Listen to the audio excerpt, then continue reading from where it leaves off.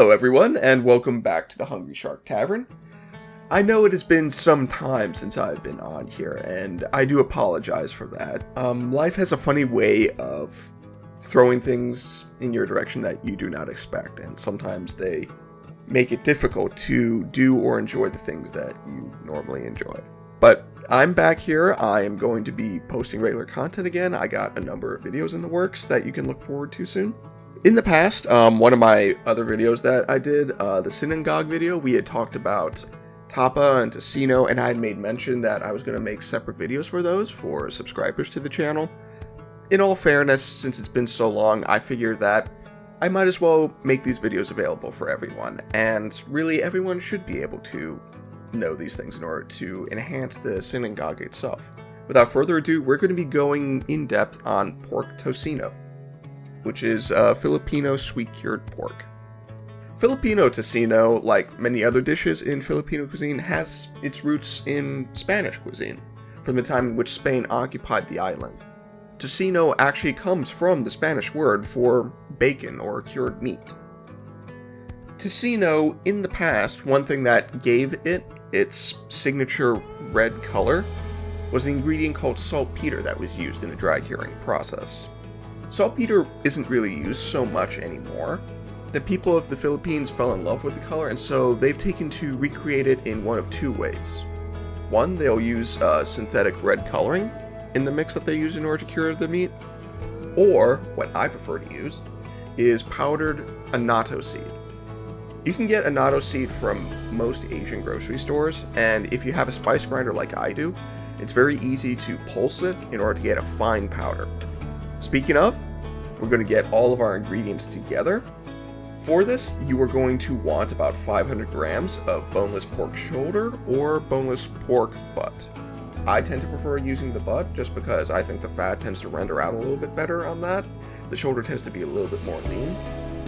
You're going to want about 3 ounces or 90 grams of superfine sugar, about a tablespoon of salt, 2 teaspoons freshly cracked black pepper, 2 teaspoons annatto powder, and you're going to want a bulb of garlic, all the cloves peeled and smashed. To start, we are going to leave our pork in the freezer for a couple of hours so that the meat will actually firm up. This is going to make it much easier to slice into nice thin sections. Once we have our partially frozen pork, we are going to use a large knife and we're going to cut it horizontally across the grain into about 1/8 of an inch slice. Once we have our slices, we are going to lay them out between 2 sheets of plastic wrap, and we're going to we can use a meat mallet, we can use a rolling pin, whichever works best for you, and we're going to try and pound them out gently to an even thickness so that they cook properly and evenly. Next, we are going to combine the ingredients for our dry cure. In a bowl, we are going to place our sugar, our salt, our pepper, and our annatto powder. We're going to stir those to combine them well and evenly, and then working with each slice at a time, we're going to dip them in this powder, in this cure, and set them aside.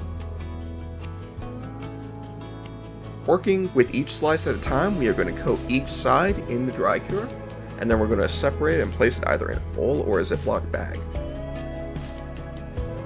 Once we have all our slices, we are going to add in the garlic cloves. We're going to seal that up and set it in the fridge to cure. Minimum you would want, I'd say, at least 12 hours in order to set this to cure, but best is to give it at least a day. That way the flavors will really develop and seep into the pork.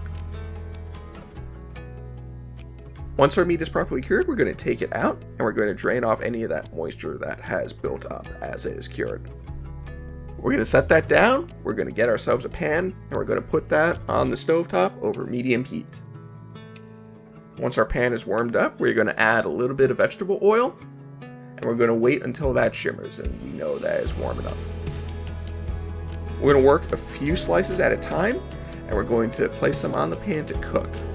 You're going to want to cook them for about a minute and a half on each side. You're going to want to see some caramelization of that sugar in the cure.